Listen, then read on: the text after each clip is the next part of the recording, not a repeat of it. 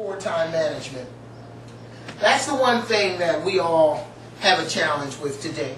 How do you manage your time? How do you prioritize your time? But it's very important to help the team to really function and to go and grow. Now, the one challenge that I talk to people about poor time management was one thing that I learned in every organization in which I worked was that if you did sometimes pay attention to certain people, I noticed that when I worked, for instance, when I was in the Navy and I worked at the Navy Yard, I had a group of people within my team where personally they didn't really start doing any real work until Wednesday. Monday they came in and they were normally on the phone talking to their girlfriends about what they did over the weekend. Tuesday it started to, taper off some. However, they were still just flowing. And then Wednesday they would start to work. By Friday you could not talk to them because they had to catch up and meet the deadlines of everything that had to be done.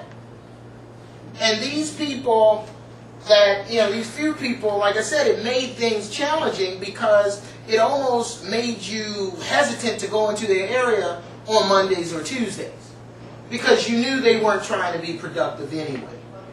So your stuff would get put in the pile with everybody else's stuff until like Thursday or Friday. Then all of a sudden it looked like that they were this whiz just pumping things out. And it hurts the team when you do that. Because I often explain to people, when you were hired, we didn't hire you just for Wednesday, Thursday, and Friday. We hired you for the work week or the calendar, that we hired you for, not when you decide to turn it on.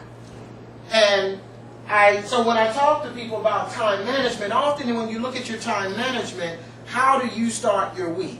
How do you perform throughout your week? Now that's one type of person. Then you have the other people that are on the team where you have stuff being poured and thrown at you from every direction. You're working Monday through Friday, but it's like, what's priority? What's not priority? Then when I start working on something, then someone tells me, no, put that down and start working on this. And then by the end of the week or the end of the month, you're like, I'm not getting anything done.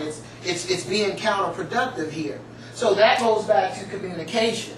Because someone somewhere has to say, to you, what's priority and what has to get done. Because, success of a team builds up on small wins. And when you have individuals, especially on a small team, where they feel they're not experiencing those small wins, then that's when their attitude and morale starts to drop because everybody's like start, stop, nothing getting done. We all like to have a feeling of completion.